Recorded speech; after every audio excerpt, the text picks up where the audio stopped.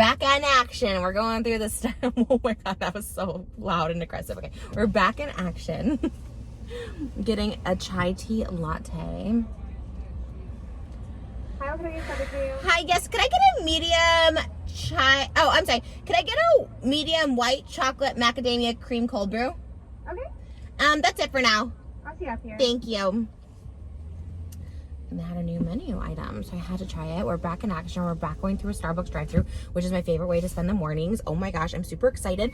I'm also super excited because my new podcast that I'm co-hosting with Colleen Ballinger has a teaser trailer out now. You can go subscribe. It's a new channel, so we put out a trailer so people can go and watch and subscribe there. It's a completely new channel. We have no idea what we're doing. We literally just are like, it's basically just like us talking and rambling for like 2 hours right now. Like, it's not really like a coherent podcast yet. But we had so much fun doing it. It was literally like so much fun. We spent like 7 hours like getting ready and doing TikToks, and we even did like a full photo shoot for it. Like it's no joke. We were just so excited about it. We don't have any sponsors or anything yet, no ads or anything. But we just wanted to do it and just like have fun doing it. We talked about it for so long. I've known Colleen for like literally 10 years. I love her so much. I admire and respect her. Like, I've always said this, for like the probably like the most out of like any influencer, just as far as like what she's done, her talent, her passion, her drive, what she's done on her own, is just everything is inspiring in so many ways. The fact that she's a nice person, a great person, I just love her, and I'm super excited. We've been wanting to do this a while. I'm just happy that it's coming to fruition. So go subscribe. Hi, good. How are you? Good, thank you. Thank you. Okay, it's a card. Awesome. I should get the app. Thank you. Oh, yes. Yeah. Thank you so much. Yeah, of course.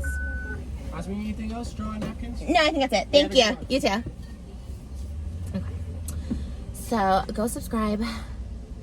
It's really, really good. And yeah, we're just having fun. And like, I feel like I just seen a couple comments. Most people are like super happy. I just seen a couple people, and I feel like people take it like so seriously. Like, oh my gosh. Like, first of all, every single person and their mama has a podcast. Like, everybody has a podcast. It's really not that serious. We're just like having fun, and like, I don't know, it just gives us like a format, like something to like look forward to and structure, and it was just a lot of fun. So anyways, if you're into it, if you're into musical theater and mom and self-deprecation, and we talk about mental health, we talk about everything. It's just like a hodgepodge of everything. Go check it out. We're also doing like a little vlog on that channel. It's like a collab channel. We also had like a little behind the scenes vlog we're posting. So if you guys like it, subscribe, check it out. All right, so this is what it looks like. Let's give it a try. Cold foam is so good. I love it. It tastes so good. It's really good. I was gonna go for my classic chai tea latte, but this is so good. Wow.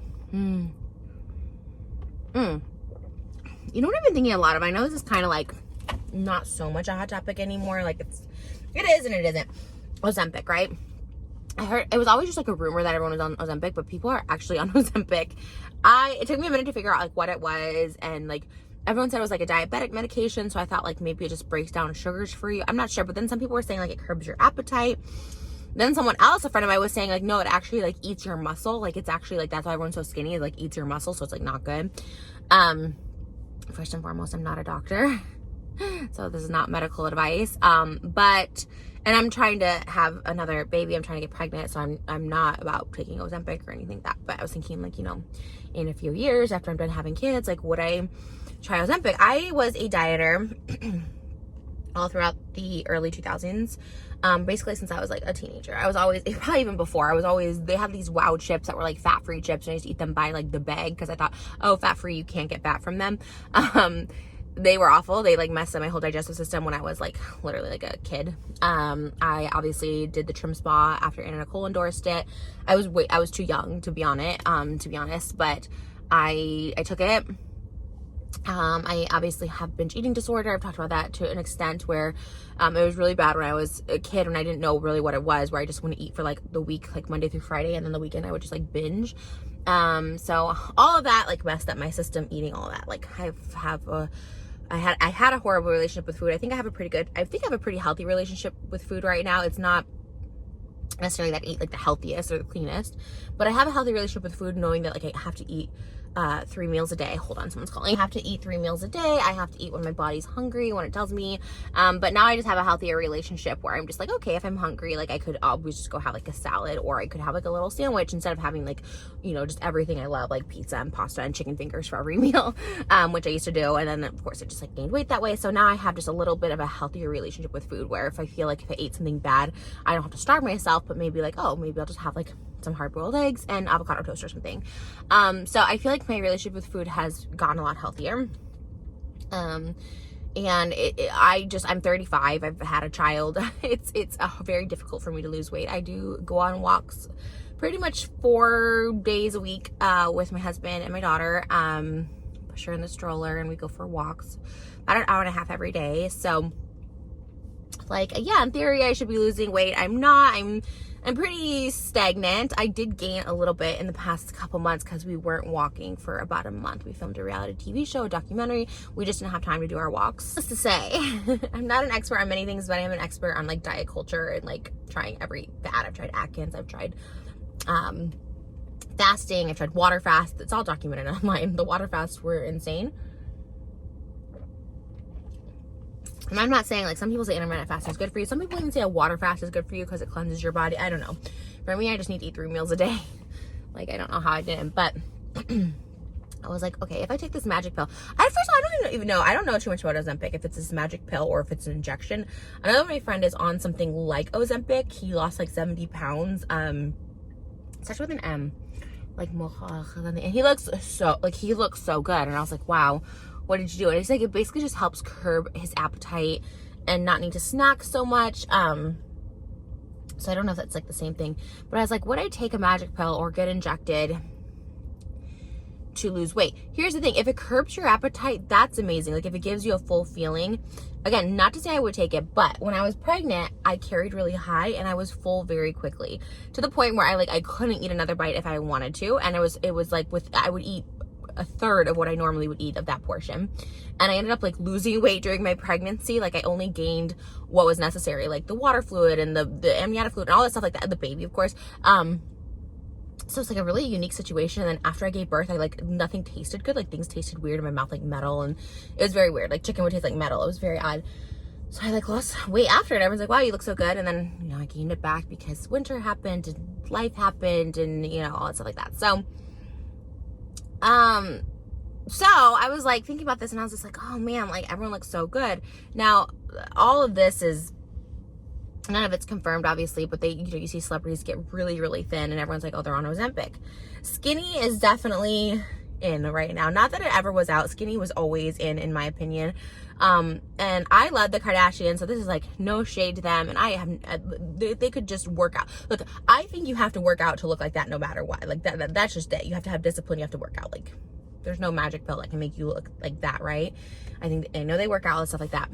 And this is, I don't know. Again, I don't know anything, but they were the ones who brought back curvy, or at least made it like, okay to be curvy, right? Skinny was always in like Kate Moss and, just always the really thin Victoria's Secret models. And I love thin. I think thin is beautiful. I'm not knocking thin people, but they've always been glorified by the media. And I know thin people have their own issues where it's like, they try to gain weight, they can't, they don't like being so skinny. I get that for sure. But in society, skinny people are glorified. Weight loss is glorified. Inclusivity is so big right now, but you'll never see like a fat person be the lead of a romantic comedy or a romantic movie and they're not like the butt of the joke, or it isn't centered around their weight, like Amy Schumer, who I think is beautiful, but like all her movies are very much like the joke is she hits her head and now she thinks she's hot and skinny when she looks like how she looks, which is just how she looks. There's nothing, you could say normal, you could say average, whatever, but it's always kind of like the butt of the joke. Melissa McCarthy and Mike and Molly, I wouldn't say she was the butt of the joke, but it's centered very heavily around their weight. The list goes on and on. King of Queens, Drop Dead Diva. I mean, Drop Dead Diva was pretty good, that it wasn't so much about her weight. I'm trying to think. I remember I used to love that show. Maybe that one was a little better, I think. I don't know. But I just like when it's not centered, you just never see that it's not centered around their weight. Like, you'll never see a plus size person that, again, Hairspray, Tracy Turnblad, iconic. But like, again, it's heavily centered around her weight and her being heavy and wide telescope vision and all that stuff. Anyways, I was about to say whatever. Oh, skinny is glorified and fat is gross. To the public. I'm fat. I've been fat my whole life, so I don't think I'm gross. I don't look at myself and like, oh my god, I'm gross. Sometimes I can be uncomfortable. Sometimes I wish I knew what it was like to be skinny. And it's like the one thing that I haven't been able to manifest. There is a block somewhere there, but it's fine. I never want to manifest being skinny because I always get nervous that it's gonna come out in a different way, right? If I'm like, I just want to be skinny, and the universe hears that, and it's like I become ill or I can't eat or something, something like that. So I always just say I want to be healthy, and I feel good for the most part. Like we go on walks, I feel good. But the Kardashians, who gave all of us thickums, like confidence, and we got to think we looked like the Kardashians that had now, even at their heaviest, like Khloe, right? Khloe used to get the brunt of all the fat hate and fat phobic comments. Looking at that, I'm like, she wasn't even fat, which is like so crazy. Like she was just bigger than her sisters, and her sisters had like a butt and boobs, so they were just considered curvier than like, I love the girls next door. Obviously I love Holly on them, but like the girls next door, they were super thin with, so it was just like to see curves. You were like, oh, okay. So if you were a bigger person, you're like, oh, I look like Kim Kardashian, even though Kim Kardashian, like, again, at the prime, like she was considered curvy, but obviously not fat. And Khloe either. And I even look back at Anna Nicole when she was like made fun of for her weight being so fat, and I'm like, she was like bigger, but to me it still wasn't like this fat. There's so many shows on TLC, like 6,000 pound life or 600 pound this or all that stuff like that. And just objectively and factually, yes, like that person, those people would be considered fat. I'm considered fat, you know what I mean? It's just objectively speaking. So when the Kardashians lost all their weight, and they're so thin now and beautiful, like so beautiful. I think they look great, like wow. And I'm like, and I know Khloe was always like picked out for being like the fat one, and so she's like so thin, and I'm sure she has all this confidence now. Who wouldn't when they lose weight, right? But it's just this whole new thing now, is that the thin is in, like to be as thin as possible. Jessica Simpson is like so tiny. She's another one I always looked up to. I mean, she was always tiny from the beginning. Then the whole mom jeans thing came out, and there was like unflattering, it wasn't even unflattering, just like ankles from below that made her look bigger. She maybe gained a little weight but wasn't fat. I was hired to play her in an Eminem music video as a fat Jessica Simpson, which at the time I was 180 pounds. I actually like look back, I was like, wow, I wasn't even fat back then, but go figure. And I looked up to her, and she's had her own struggles. Like, look, Jessica Simpson's had her own struggles. She's very open about her alcoholism, weight gain during pregnancy, how she's dropped 100 pounds twice. Like, that's no easy feat. Like, she's definitely had her struggles for sure. And she's so thin now. And there's so many people I follow, hairstylists, just everyone who are so thin now. And you're just like, wow. And like, your first reaction is to be like, wow, you look great, right? You think thin and healthy. And they do look great, like my friend too, that was on this other Ozempic adjacent thing. Like, he does look great. But then at what cost? Like, I was looking at these like long-term effects, right? Besides heart effects, like diarrhea, vomiting, nausea, stomach problems. Like, do we know the long-term effects if you're not using it for its intended purpose, which is diabetes? Like, I think there are people who are just naturally thin, just naturally so skinny, and they can't gain the weight. But then there's people who are unnaturally thin, who just strive to be thin. Even thin girls want to be skinnier because they don't think they're thin enough, or compare themselves to another friend if they don't have these tiny waists. And I don't know, there's nothing to this video other than commentary. What are your thoughts on it?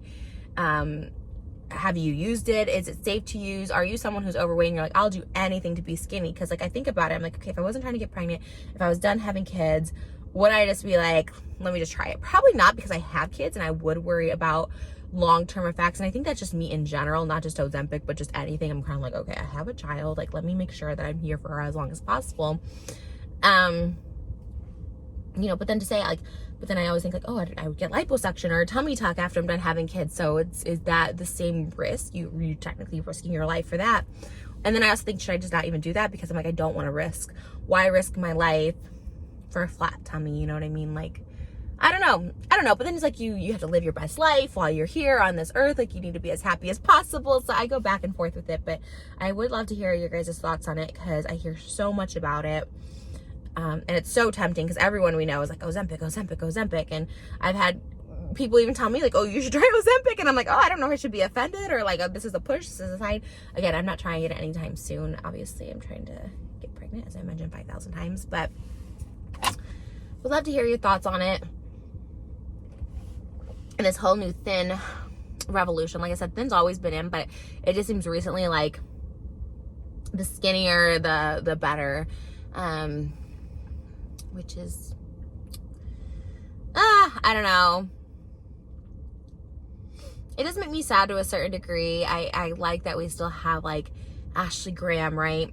And not to say still, if she wanted to lose weight, like lose weight by all means. I'm not one of those people like, oh, have they lost weight? I don't like them anymore. But it's nice to see someone like Ashley Graham, just so beautiful, and she's on the red carpet, and she's just confident. And it's not really about her weight. I like that. And she is a model, of course, so she's this exceptionally beautiful woman. So if it's someone who isn't necessarily as exceptionally beautiful, like just more average, like myself, you know what I mean? Like, are they glorified the same way? Are they given that same opportunity in Hollywood? Not really. You don't really see big women. I really like that Chrissy Metz. I've never seen her show. This Is Us, I think. I've never seen the show. I really like her in interviews. So I have to watch the show to see, but I like when there's representation like that.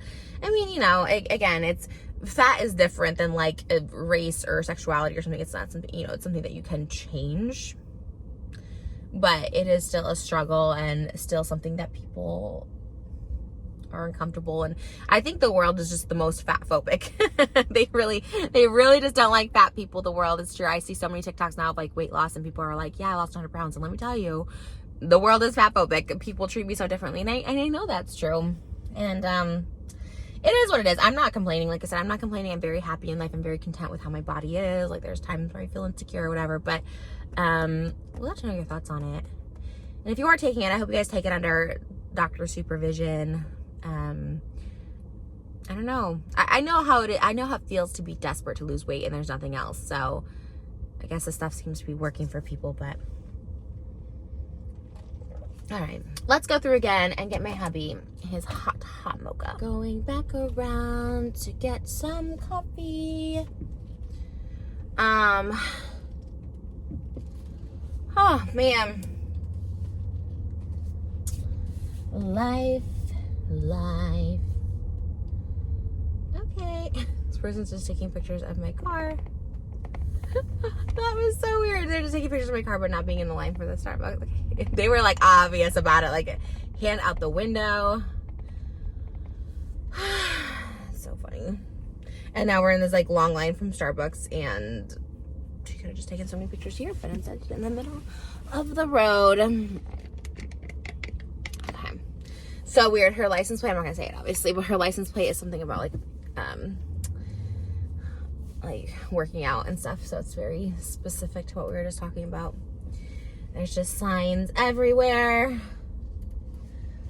Oh man, healthy lunches are tough. I'm trying to figure out like what to eat for lunch today. Like, healthy lunches are kind of tough.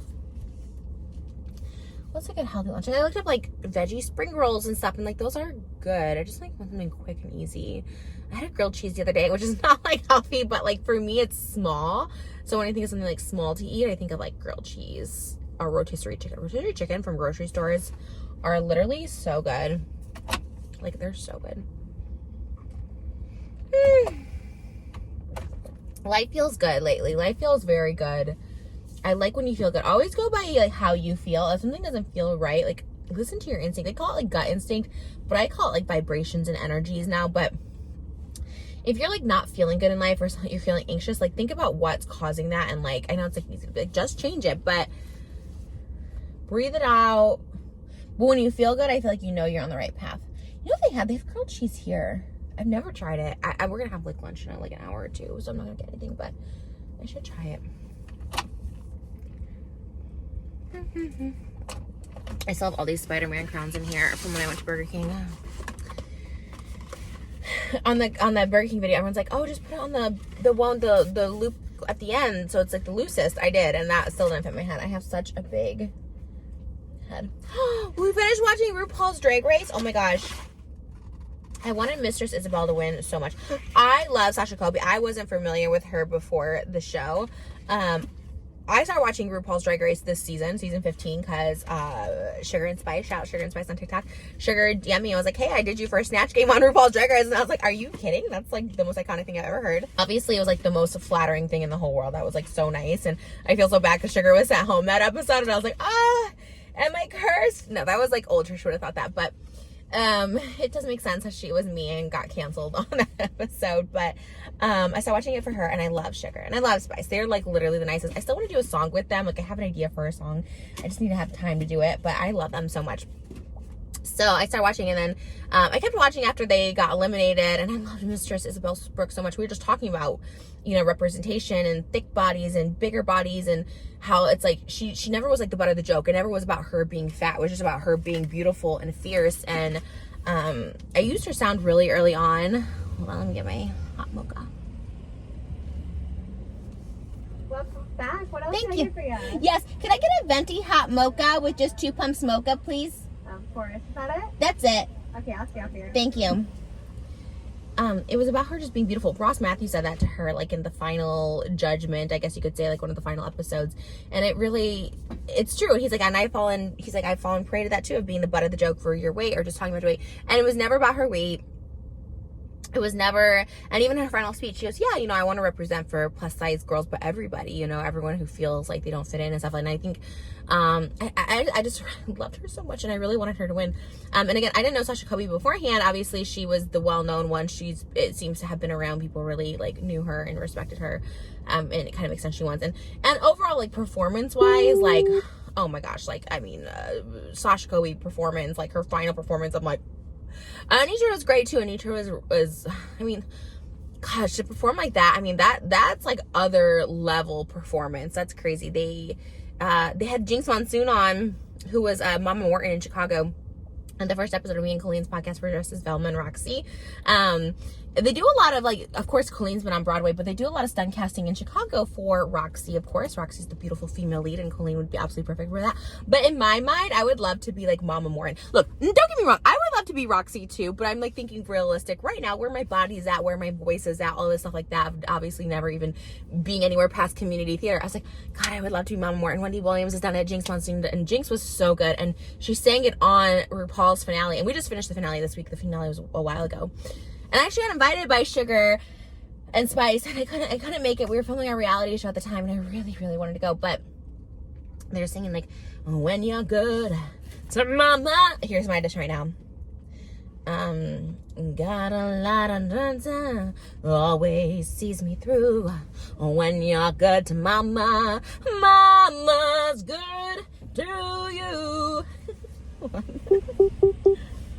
Get my coffee again. God, you missed me that much. Yes. I love to come through. Thank you. This is the last time, I promise. Thank you. Thank you. Yeah. Awesome. Thanks. Else? No, that's it. Thank you. You too. You're so full of life too. I'm telling you, there's something about this Starbucks. They're so friendly here. And like, I've been to other Starbucks that like recognize me, know who I am. Or I don't even know if he did. I don't know. He doesn't look like someone who would watch my videos. But I'm telling you, they're always so happy. They always have like quick with the jokes, with the wit. It's very, very nice. But yeah, anyways, that was my audition for Chicago. I think it'd be great. I would love to be. I got this really great offer to be in this charity performance for Into the Woods. It was going to be in New York, not New York City. I think it was Long Island. I can't think of the name of the theater right now because I totally shut them out because they're raising money for charity. They have like other like influencers. I think they got like an actual like singer celebrity to be in it. A really famous one. I don't think I should say it or I can't say it, but they had emailed me about it.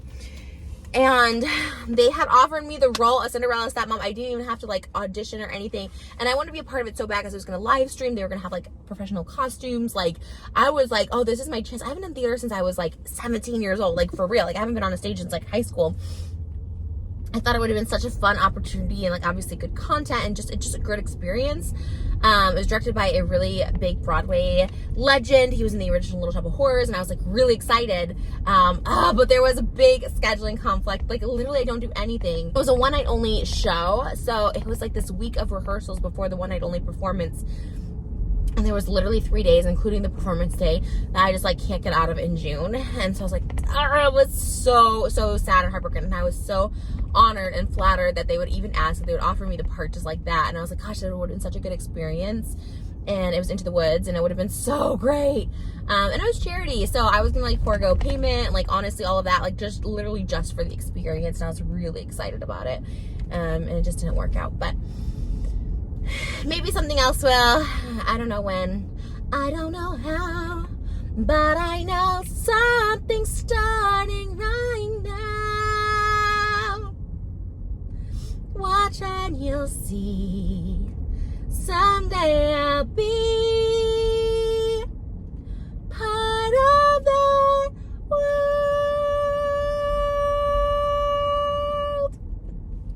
I swore I was gonna be Ariel one day. I swore it. On Broadway or something. I'm more of an Ursula, but you know. It is what it is. Alright guys, I love you. And I'll see you guys soon.